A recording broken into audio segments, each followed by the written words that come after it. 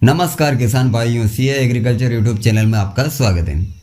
किसान भाइयों, देख सकते हैं आप हमारी सरसों की फसल में किस प्रकार से मधुमक्खियों का परागण हो रहा है, यानी कि पोलिनेशन हो रहा है।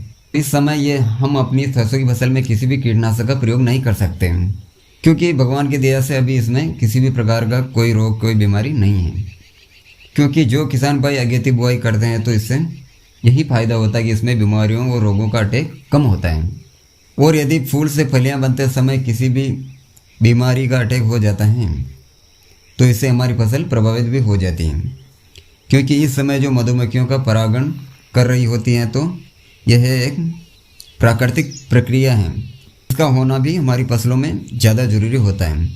बहुत सी ऐसी फसलें होती हैं जो जैसे सब्जियां वर्गीय फसलें होती है या फिर बागवानी होती है, फल फूल वाली फसलें होती हैं, जिसके अंदर मधुमक्खियों के परागण के लिए शहद का छिड़काव किया जाता है, जिससे जो मधुमक्खियां आकर्षित होकर उसमें परागण की प्रक्रिया आरंभ करती हैं।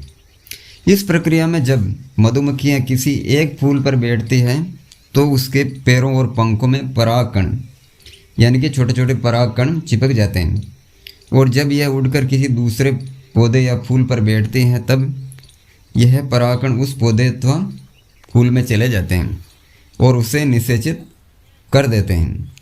इससे जो फसल या फिर फलों में बीजों की उत्पत्ति होती है। ऐसी अवस्था में यदि हमारी सरसों की फसल में किसी भी रोग तथा बीमारी अथवा मोइले का प्रकोप हो जाता है तो हमारी फसल में बहुत सी हानि होती है।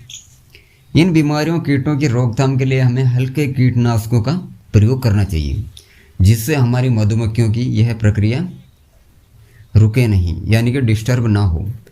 यदि हम ज़्यादा जहरीले कीटनाशक का प्रयोग अपनी सरसों की फसल में कर देते हैं तो इससे मधुमक्खियों का परागण बंद भी हो सकता है और मर भी सकती हैं। तो किसान भाइयों, हम सरसों की फसल की बुआई अगेती इसलिए करते हैं कि हमारी फसल में कीटों का प्रकोप कम हो या फिर ना भी हो।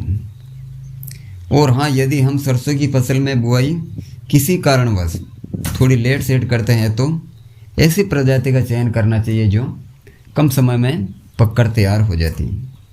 पछेती बुआई पर बीमारियों मोइले का अटैक ज़्यादा देखने को मिलता है। मोइला जो है इन पीले फूलों पर ज़्यादा आकर्षित होता है।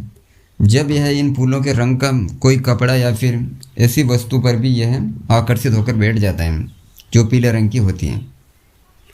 तो किसान भाइयों, देख सकते हैं आप, तो हमें इस परागण प्रक्रिया को हमारी फसल में होना यह भी ज़्यादा ज़रूरी होता है। तो इससे हमें अगेती बुआई का यह फ़ायदा मिलता है। तो किसान भाइयों, देख सकते हैं आप, हमारी फसल में अभी मधुमक्खियों का परागण चल रहा है।